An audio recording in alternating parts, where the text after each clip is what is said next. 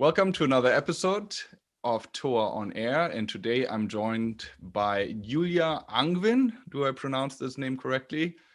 Yes, that's right. It sounds like penguin, penguin. Angwin, who's dialing in from Connecticut, but actually lives in New York, and who's a Pulitzer Prize-winning American investigative journalist, New York Times bestselling author, and an entrepreneur. You started what is called the Markup, a nonprofit newsroom that investigates the impact of technology on society. I'm really excited to speak to you because that description already, is so aligned with what our mission is at TOA. So thank you very much for joining. Oh, it's great to be here. So Julia, maybe before we get into kind of the markup and how you're redefining media and investigative journalism, maybe let's start out with talking a little bit about your past and how you got to where you are. You also mentioned there's a lot of connection to actually the German scene. So tell us a little bit about how your path kind of unfolded into entrepreneurship in media. Yeah, absolutely. I grew up in Silicon Valley. My parents were sort of that early generation. They left academia to join the personal computer revolution that was going on in the 80s. And so I grew up really like that first generation. Kids today say they're digital natives, but I feel like I am, even though I'm an older generation, because I learned I never had a typewriter. I always had computers at home. We had the first Apple II. Steve Jobs lived nearby in Palo Alto.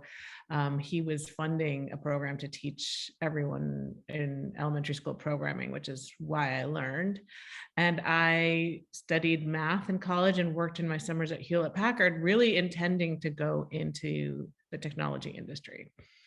What happened was, what happens to a lot of kids, is I felt the need to rebel. So I was in college. I loved working on my college newspaper. It was really just a hobby for me.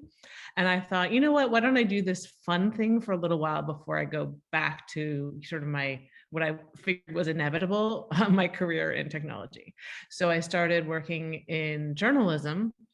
And that was interesting because I started off in DC covering politics, totally different.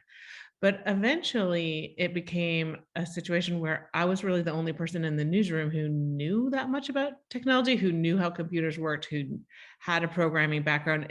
And I worked at San Francisco Chronicle and then the Wall Street Journal. And eventually I realized that my journalism could be super powered by using technology, right? I mean, journalists are outmanned, they are outspent, they are outgunned on all fronts. There are, I think, maybe like, I can't remember if it's 5 or 10 PR people for every journalist in the US, but we need to use everything we have. And so we do public records requests, we do legal battles to get public records, we cultivate human sources. But using computers and automation to collect data at scale and to do sophisticated analysis was something I felt that we could add to our arsenal. And so I started hiring different programmers sort of like as little one-time project here or there for my investigative work. And I ultimately decided that I wanted to build a newsroom around the idea of using automation and technology to help investigative reporting. And so the Markup, which I founded in 2018, is basically a really unique newsroom where half the people in it are programmers and half are journalists, and they collaborate on sort of sophisticated investigative work. And we do look at the impact of technology on society. So we use technology to investigate technology. Thank you so much. That's a great summary already of how the Markup kind of differentiates also this sort of approach to being very data centric. I wonder, like, starting something like this, I mean, how did you go about it? It's not easy to start a media company these days, right? Where I guess kind of the long tail of what is on offer in media is really hard to monetize. And we do see kind of like that, well, not winner takes all, but like that, very a monopolistic kind of landscape also in the global digital media landscape when it comes to kind of commercial viability. How did you go about it? And maybe tell us a little bit more about the actual model in terms of monetization that you have. One of the many impacts of technology on society has been the impact on media. It really is increasingly clear that newsrooms are having more and more difficulty relying on the for-profit model, which is based primarily on advertising, to support high quality journalism. And that's because they sort of had a monopoly in the past on their audiences, right? So when I worked at the Wall Street Journal, really the only way to reach a middle manager who had a BMW and golfed was, one of the best ways was to advertise in the Wall Street Journal, and it was very expensive. Now you don't need the Wall Street Journal to reach that person. Online ad tracking means that guy, you can find him as he browses the web, and you probably find him on a cheaper website to advertise on than the Wall Street Journal. And you use this sort of surveillance and data exploitation economy to find him for cheaper. And so what that's meant is that legacy newsrooms, where I spent most of my career, like the Wall Street Journal, where I spent 14 years, have been really kneecapped in their ability to support quality journalism. They can still support journalism, but high quality investigative work is super expensive. And so we have seen that is under threat, as is a lot of journalism. Local journalism is also under threat. So what I decided when I wanted to found this sort of different type of investigative newsroom was that we weren't going to go for the for-profit model. It just doesn't make sense for the type of expensive journalism we do. So we are a nonprofit, and we raise money from donors who are interested in our impact on the world. And so we don't have to worry about clicks. We don't worry about clicks. We don't have advertising. We don't track our users. We make a real promise to our users, actually, that we won't participate in the data exploitation economy, because we cover the data exploitation economy. A lot of what we do is writing about privacy violations, the pervasive privacy problems on the internet. And so we do a lot of unique things to protect our readers from that. And we hope that that pays off in their loyalty and their donations. And so far we are making it work. Now, fingers crossed, knock wood, a million things, because making it in the media landscape is difficult and there are no promises, but we have had a very successful ability to raise money so far. And so fingers crossed, I hope we will be able to keep that going forward. And tell us a little bit more about the actual methodology that you have. Part of it is also that you're very transparent in the way that you show the data sources and the code that you use in kind of analyzing that data. You have a very scientific approach. Maybe walk us through it, and how does it differentiate from the kind of large scale newsrooms that we may be accustomed to? Yeah, look, I grew up in a tradition of journalism that valued what they called objectivity. And objectivity was meant to be a neutral and fair point of view. But as I think we have all learned, it really evolved into something that could be gamed and became false equivalence. So the idea of objectivity, for instance, might have led to a both sides story about climate change, where it would be like one side says this and one side says that.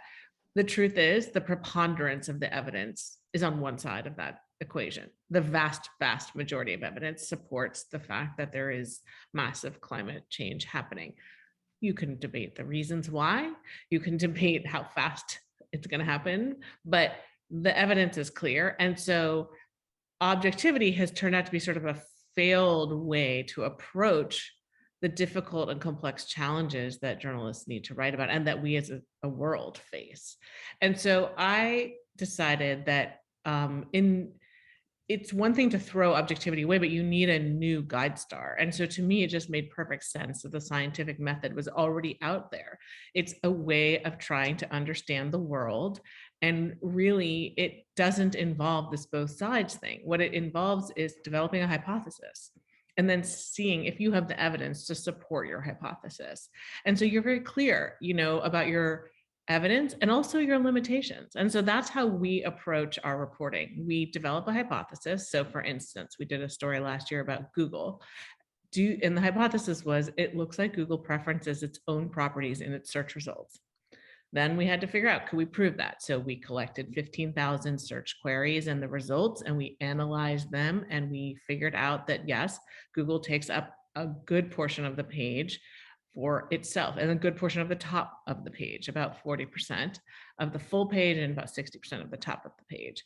And so then we had a real finding, which was like something you anecdotally might have noticed, but we hadn't been quantified before. And that is what, and then we had limitations, which is like, there's no way to do a random sample of Google search queries. Google doesn't provide random samples, so our sample wasn't random, right? So we write down the things that are a challenge in our findings, and we also write down our findings. And I think that one thing that we face, in addition to the financial profit issues of media, is the media is also facing a trust crisis. And so I think that being really transparent about what evidence we have and what evidence we don't have is a way to try to rebuild trust with our readers, because they are smart. They need to know what we know and what we don't know. And pretending that we know everything is just a fallacy, right? Knowledge evolves. What we think we know now will change in 6 months when new evidence arises. And that's true on almost every front. And so I think it's really just important for us to be clear about what we know. And so that is our approach, that is an attempt to replace objectivity with a more scientific approach. So it's sort of a reasoning from first principles. Yes and no. It's interesting because reasoning from first principles is can be a principle like the tech giants are bad for society, and so we don't take principles like that. We really take principles like what is the truth and what is the ground truth. We really see ourselves as measuring the ground truth. I sometimes like to compare ourselves to scientists who go and like drill holes in the ice to see the effects of climate change. They're really just measuring it. And I think what we're trying to do is measure the world and see, can we quantify things that haven't been quantified, and therefore provide more robust data to the public debate about really important issues. And would you say that investigative journalism ought to be activist in nature? And would you say that you have an also activist kind of approach to choosing the topics that you cover? That's a really interesting question. I think journalism, particularly in today's world where what constitutes the truth and who gets to decide what the truth is controversial. Journalism is inherently an activist act. We believe that we should look at the facts on the ground, bring those facts to light on behalf of the public. I think that used to be a little bit less controversial than it is now. And there's a lot of, I think, really legitimate mistrust in the media, because honestly, the media was run by a bunch of very similar looking and thinking white men who had a very similar agenda for a very long time, and they were the gatekeepers and they chose everything. And now we're in a world where there's more voices out there that demand to be heard and should be heard. And so what that means is there's not this sort of hegemonic gatekeepers that there used to be. And it also means there's more of a cacophony of noise, and it's hard to know what's important and what's not important. So what we do is we try to be really rigorous in our choice of topics. And the way we do that is we actually have like a little checklist of what is important about our investigation. And what we do is we actually measure how many people are affected by the thing we're proposing to write about, how badly are they affected? And so I want us to go after the things that affect the most people and that are the most impactful, because we're a very small newsroom and we're a very expensive newsroom, right? We have a lot of programmers and we pay them probably less than their market rate, but more than a traditional journalist makes.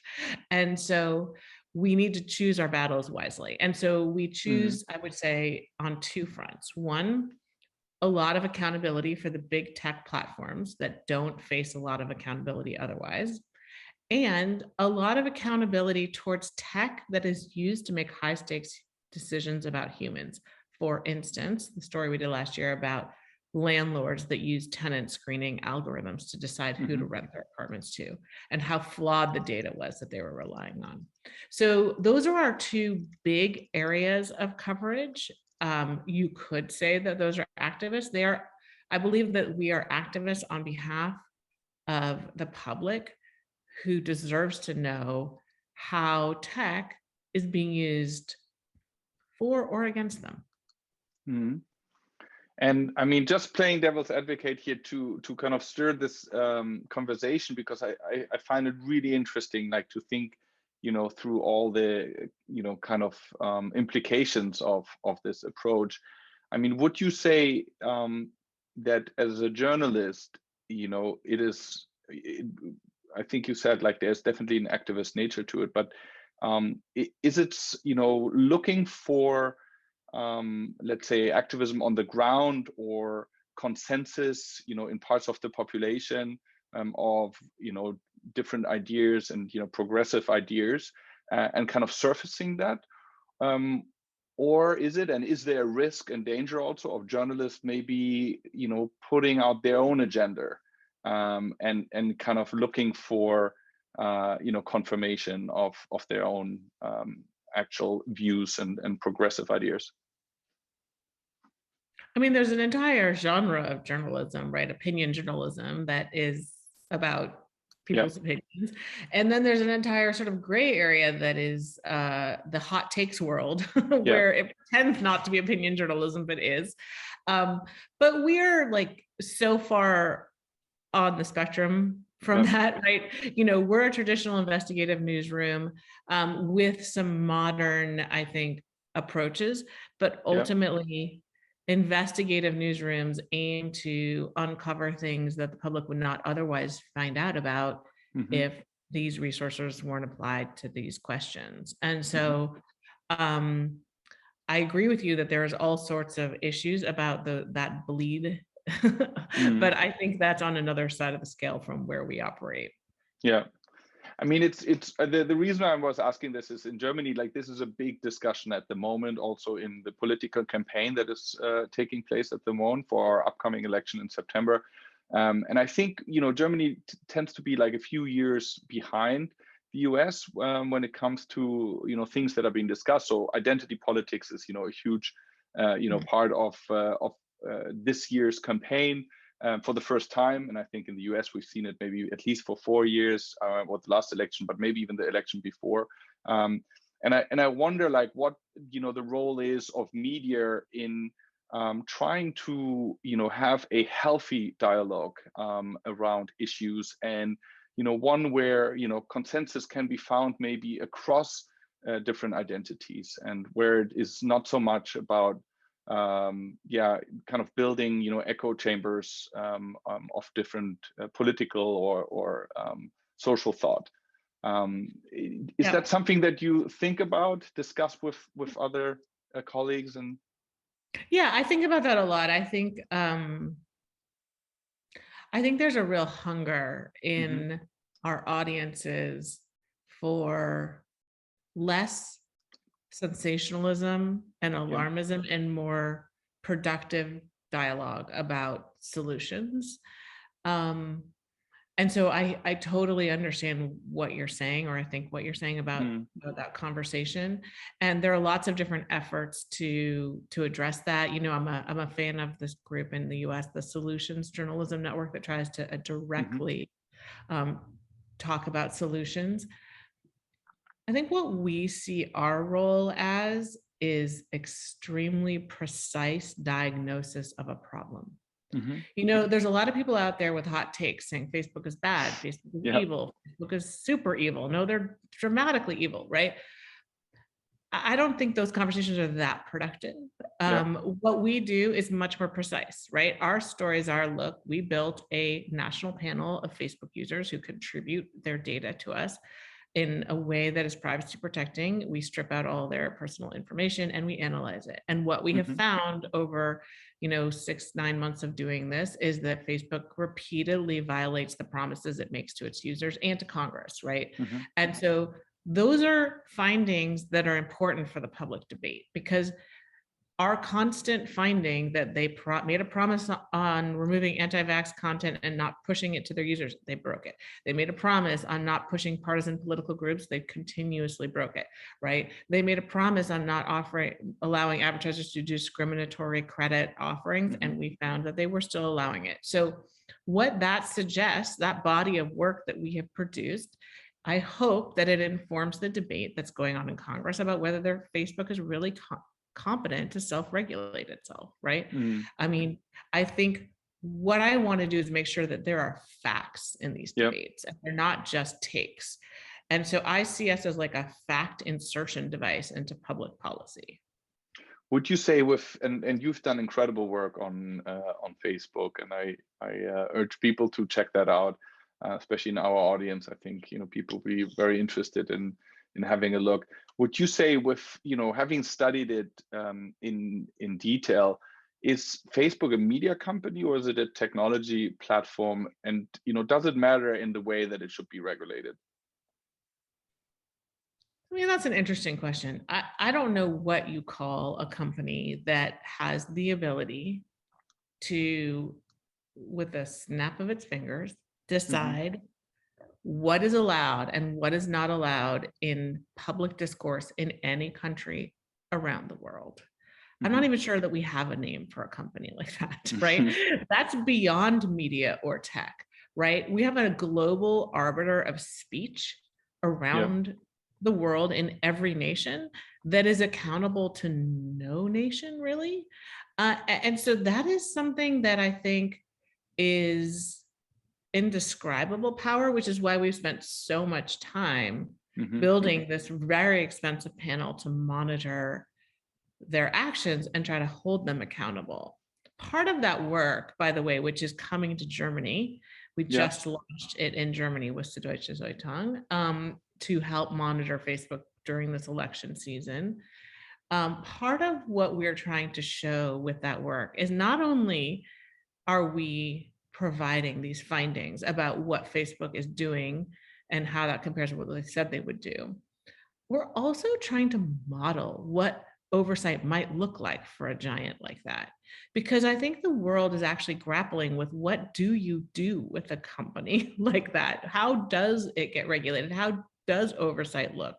And I think Citizen Browser, our effort to build this panel and monitor them, is a very small scale effort. We only have several thousand people who contribute their data, but it does show that even with a small effort like that, some accountability is possible. And I hope that that provides some food for thought for the policymakers who are making the hard decisions about how they will try to hold this giant accountable. Yeah.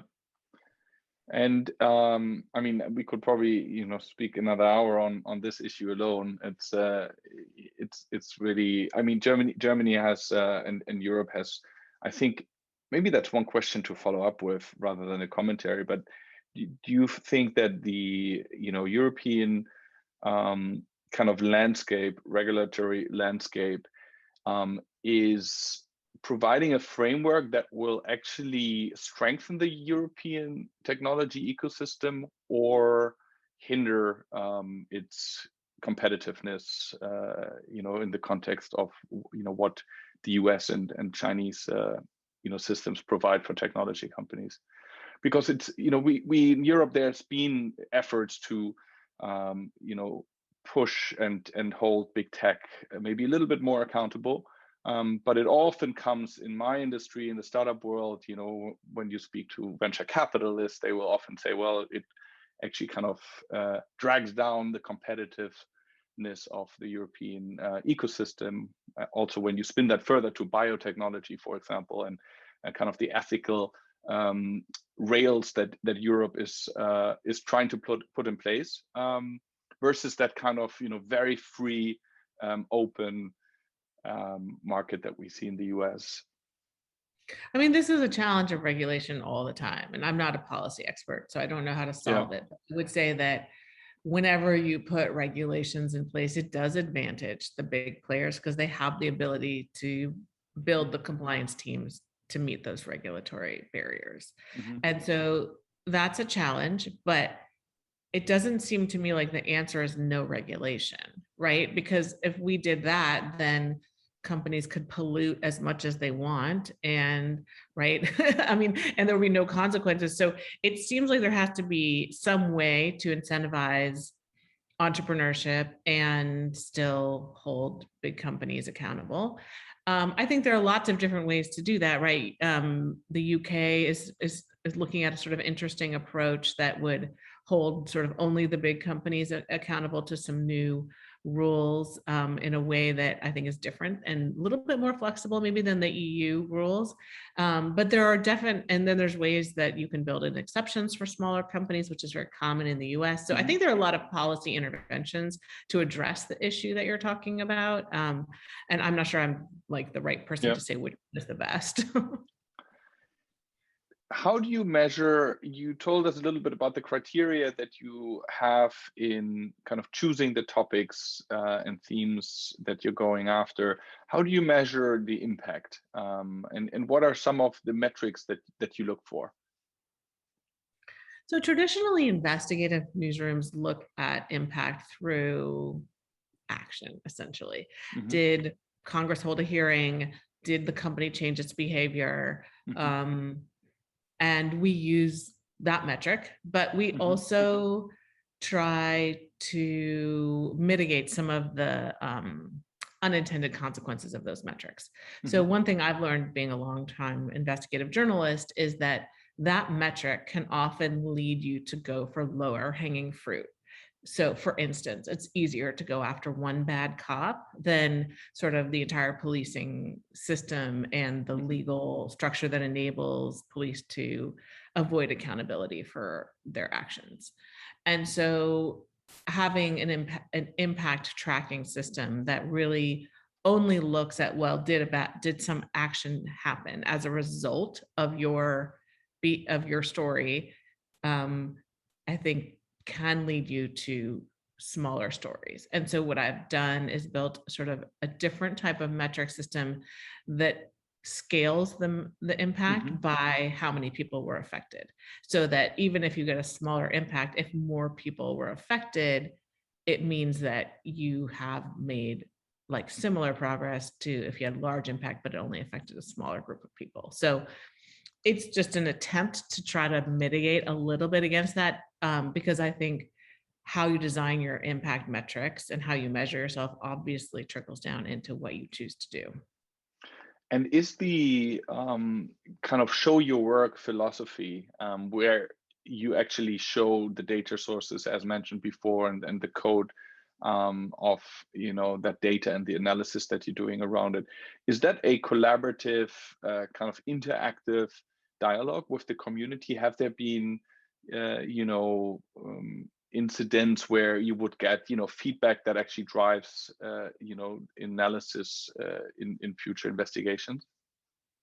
Yeah, one thing we do with our show your work, which is very unique, is we share our findings pre-publication with experts who review it and help us think through whether we're taking the right approach, what ways we could strengthen our analysis, what ways we might have limitations that we haven't noticed and we need to spell out.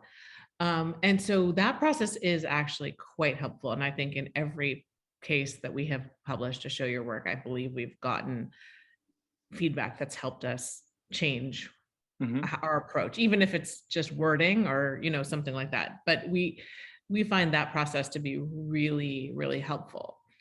It's pretty unusual because sharing your journalism pre-publication has some legal risks because it is, then there's a little bit of a document of how you changed it. And since the laws here are based on intent, you can open yourself up to that. But we have decided that it's just better to be really clear that our intent is to get it right.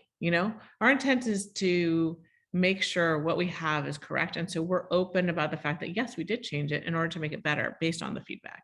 And we also share our data and the methodologies with the target of the investigation and give them time to comment and to find holes, because obviously they have the most incentive to see if there's anything wrong with what we've done. And so that process takes time. But it is something that I think is really important to our general approach, which is to try to build trust with readers that we have gone to the greatest possible lengths to make sure that our evidence that we're presenting to them is the best that it can be.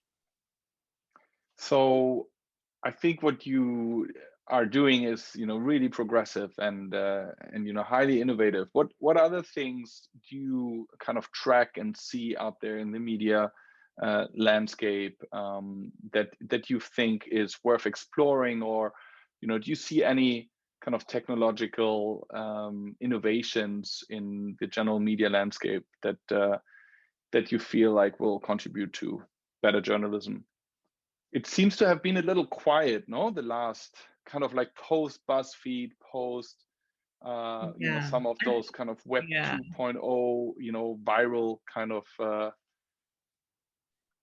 properties. I think it's been really hard because the profit model is not great. Even if you have really viral content like BuzzFeed does with the cat videos and quizzes and this and that, it turns out that it's still a really hard business. And so that's where I feel like a lot of the innovation is actually coming in the nonprofit space, because that is where you can get a little bit more room.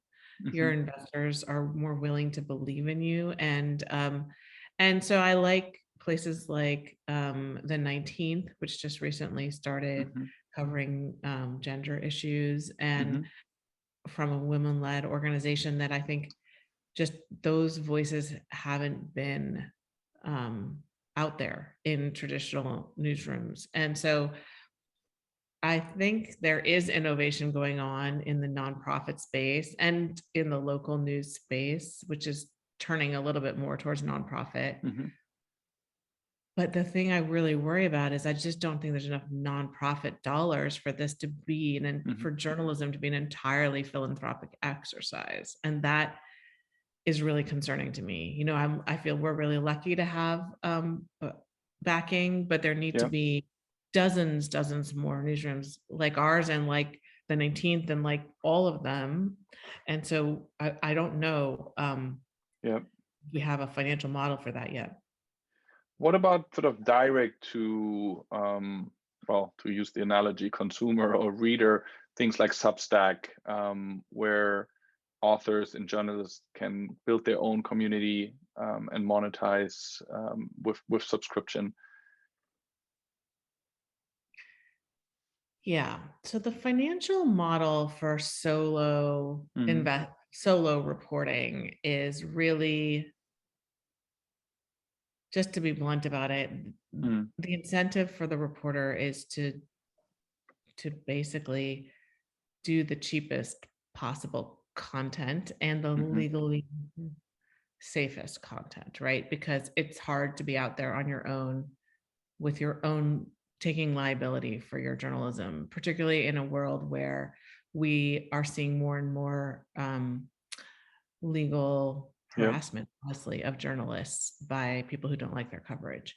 And so if you're a solo operator, I think that unfortunately the incentives are to do opinions, to do access journalism, to do business to business kind of trade journalism. All of those things are fine they're fine parts of the journalism landscape, but I do not think it's an appropriate venue for investigative, right? So I think I'm happy to see that people are finding their voices and telling great stories and providing really interesting views through those types of newsletters. But I think for something as difficult and legally risky as being a watchdog for the public, Yeah. you need an institution and you need lawyers to back you. Maybe just briefly, like how big of a problem is this, legal action against a story? Like, is this, can you kind of put a number on it? Is it like 10% of all stories where you have to deal with this, or can it be even more than that? The legal risks of journalism are so high right now for investigative, and actually not even just investigative. I think that the Newsroom Reveal, which is a California investigative watchdog group, recently disclosed that they had this huge financial toll of a case that had been filed against them that they'd been fighting for years, and they recently disclosed exactly how much it cost them. I can't remember the number, but it was staggering. There have been more and more cases of lawsuits against journalists for all sorts of things, and it's a very legally risky environment. It's not a 10% thing. What it is one innocuous story costs you everything, right? Got it. That story will be, and that is where it's really difficult. And so we have had a very hard time getting liability insurance, and it's actually really difficult these days for newsrooms to get liability insurance. What about, and this last question on sort of, monetization, because I do think it seems to be really important for more diversity in journalism, or more diverse models and methodologies to it. Crowdfunding, blockchain, micropayments, do you have hope for those technologies maybe allowing for a model where readers can more easily contribute? I saw your daughter also had a crypto project in her student days, so you probably are a sort of expert by now. My daughter has a password business where she makes cryptographically secure passwords and sends them to you in the postal mail on a piece of paper. But I think micropayments is obviously some really low-hanging fruit that it would be great to see enabled. I myself would love to just pay $1 to read a story at a newspaper that I'm not necessarily going to subscribe to because it's not in an area, it's geographically not where I live or whatever. So that's something that I think is it's really disappointing that it's been talked about for so long and hasn't been solved. But I think like if you think about journalism and its history, it's really never been supported by subscriptions. It's always been primarily advertising with subscriptions as an add-on. And so I find it hard to believe that that's going to be the only solution, right? I think the truth is that most people think of news as free and that it should be free and they would like it to be free, and they're perfectly happy to pay $1 for their local paper, but they're not necessarily going to pay $1 to every article that they want to read online. And so, and it's worth thinking about the fact that journalism, the kind that we do, investigative journalism, is depressing to read. Honestly, I mean, we try to make it as hopeful as we can, but like, it's not something that it's less likely that people will subscribe. It's more like they want it to happen, right? It's like the trash pickup. You want the trash to be picked up. Do you want to ride on the trash cart with the guys and smell it all? No, not so much. So, I mean, I can't believe I'm making an analogy to investigative journalism as garbage. But the truth is, like, we're not necessarily like, there aren't people who wake up every morning. I think there's some people who wake up every morning and say, I really want to read a hard-hitting piece that makes me feel depressed, but not everybody. And so I think we need to have an understanding that what we do is a public service, and sometimes public services need to be funded in a different way.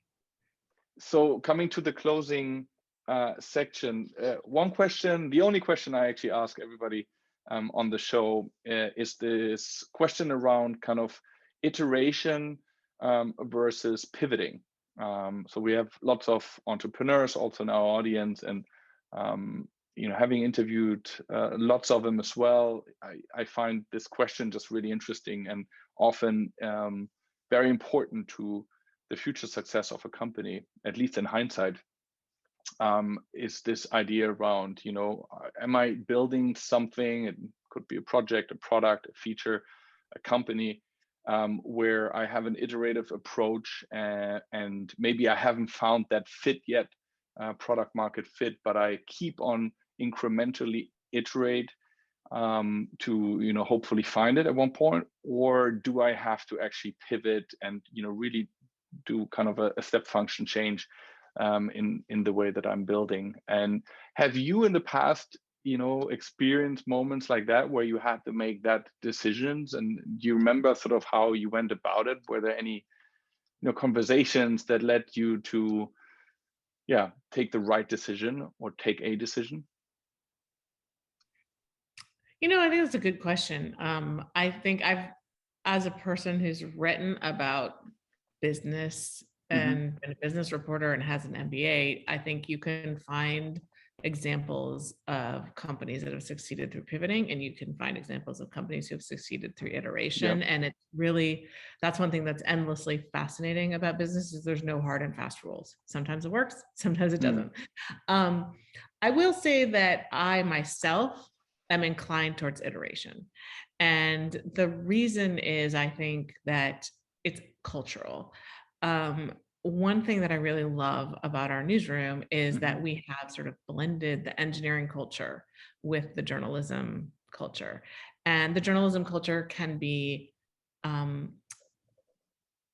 very solo oriented. It can be very macho.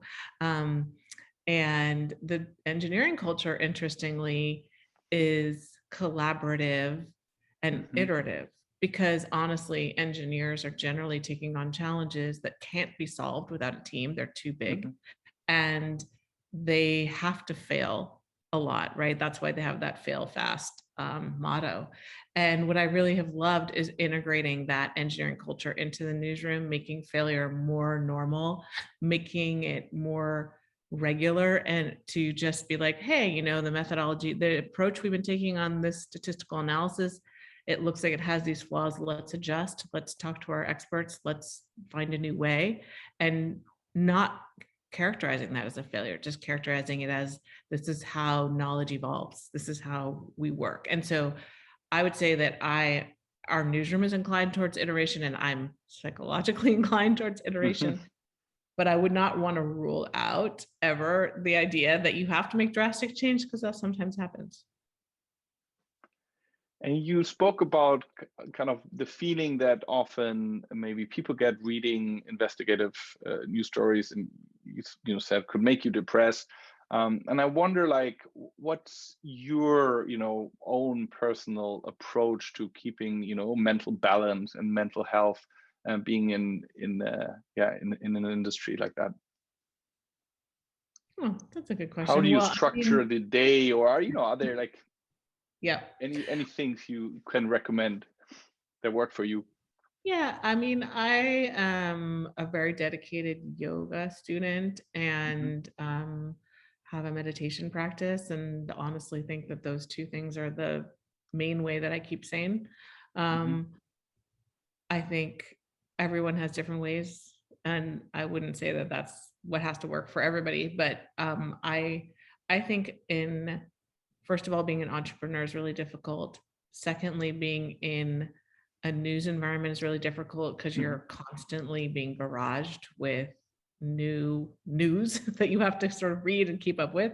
And so finding time and space for myself to detach from that, recognize that there are, and refocus on my priorities is extremely important.